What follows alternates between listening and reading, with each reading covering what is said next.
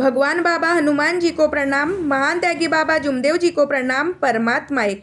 मी बाबाची सेविका ज्योती जगने. सर्वांना माझा आदरपूर्वक नमस्कार जी.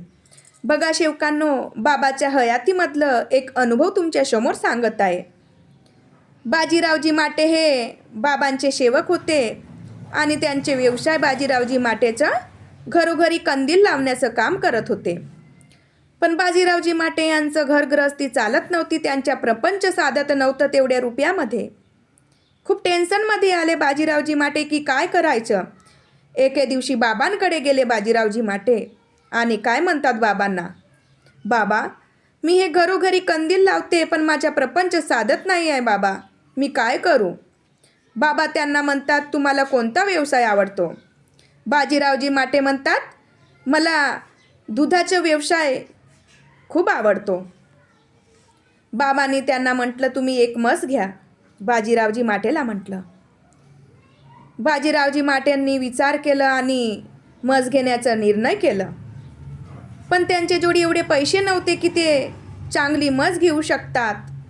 पण एके दिवशी म्हशीच्या मार्केटमध्ये जातात बाबासोबत बाजीरावजी माटे. पुष्कळ म्हशी पाहतात पण त्यांच्या बजेटमध्ये बसत नाही. आणि एक म्हस अशी असते की वाढलेली असते आणि पूर्ण शेणाने पोतलेली असते. त्यांच्या बजेटमध्ये तीच म्हस बसत होती. बाजीरावजी माटेंना बाबा म्हणतात, तुम्ही हेच म्हस घ्या. बाजीरावजी माटेंनी तीच म्हस घेतली. घरी नेतात आणि त्या म्हशीला धुतले बाजीरावजी माटेने, तर त्यांच्या असे मोठे मोठे फोडे होती जी त्या म्हशीच्या अंगाला, पूर्ण शरीराला. बाजीरावजी माटेंना बाबांना काय म्हणतात, बाबा ही म्हस तर घेतली पण त्याच्या अंगाला खूप मोठे मोठे फोडे आहेत.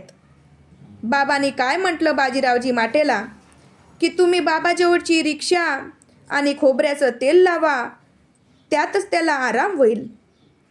त्या म्हशीला आराम झालं रिक्षामध्ये, बाबांच्या रिक्षामध्ये त्या आणि तेलामध्ये आराम झालं त्या म्हशीला. आणि ती म्हस किती दूध द्यायला लागली जी बघा. खूप वाढलेली म्हस होती आणि ती म्हस 7-8 लिटर दूध द्यायला दररोज ते 7-8 लिटर दूध देत होती बघा.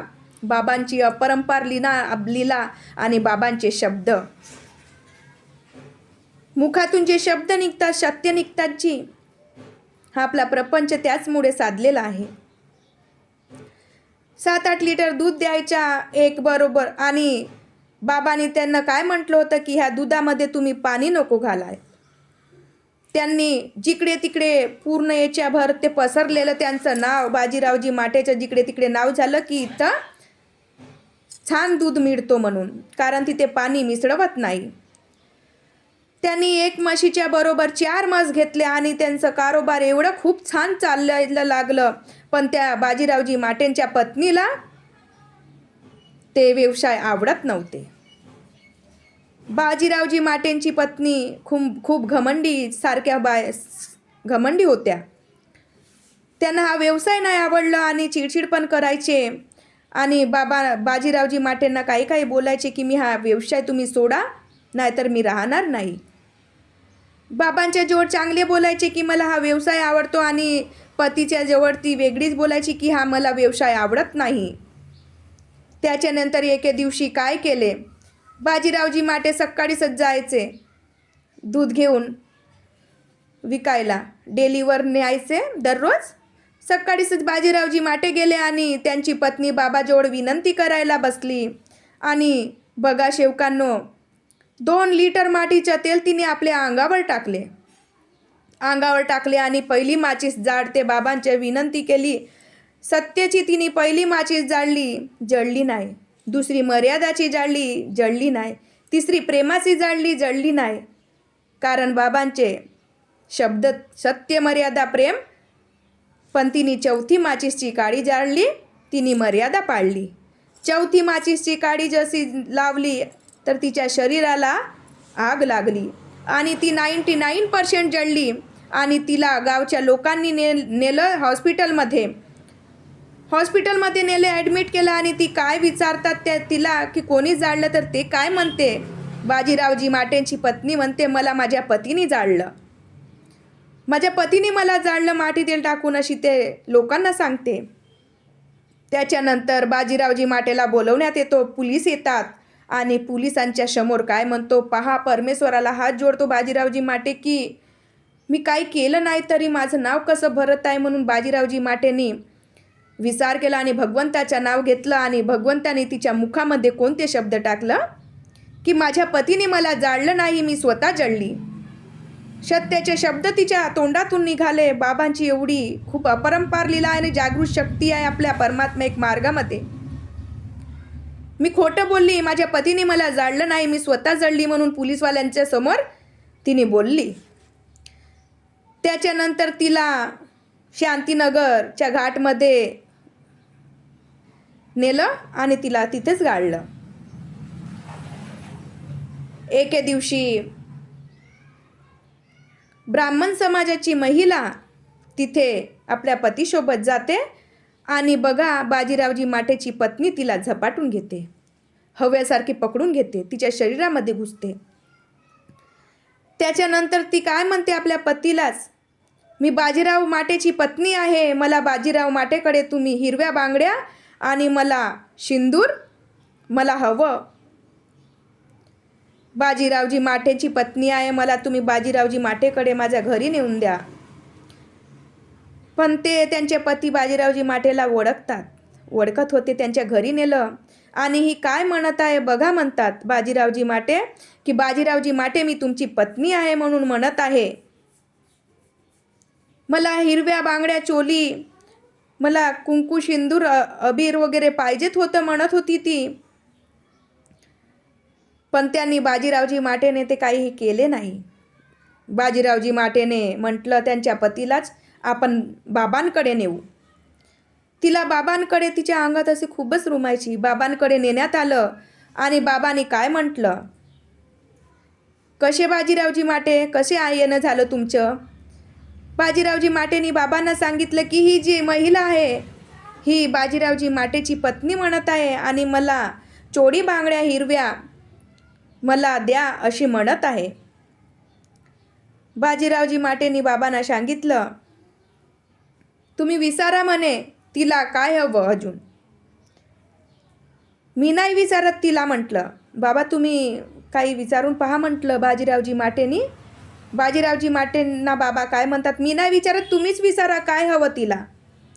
तिने म्हटलं मला चोडी बांगड्या आणि सिंदूर हवं. त्याच्यानंतर बाबाने तिला विचारलं की तुला काय हवं.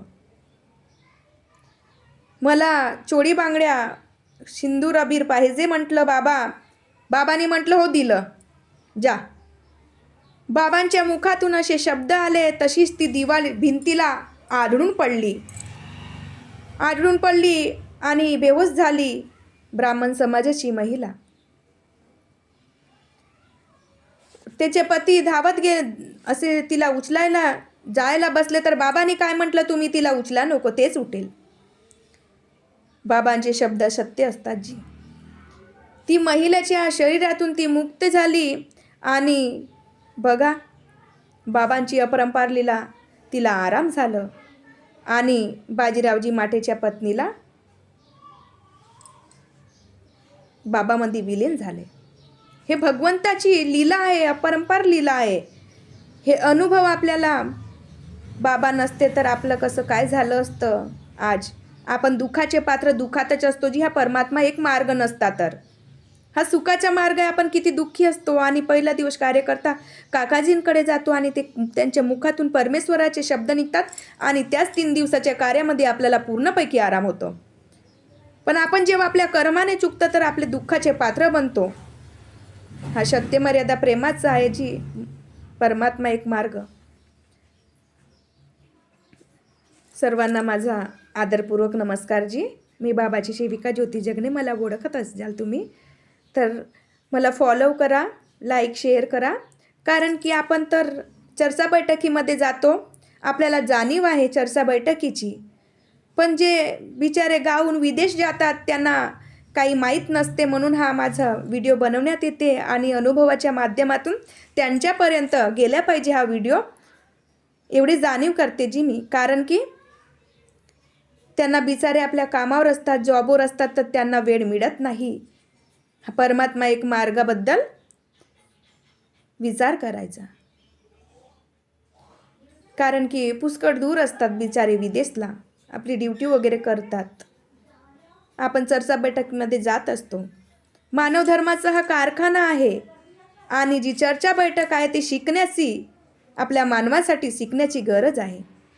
एक चित्त, एक लक्ष, एक भगवान, बाबांचे आदेश, सत्य, मर्यादा, प्रेम, 4 तत्व, 3 शब्द, 5 नियम, सकाळची विनंती, सायंकाळची प्रार्थना, आठवडी चर्चा बैठक, पण एक चित्त, एक लक्ष, एक भगवान.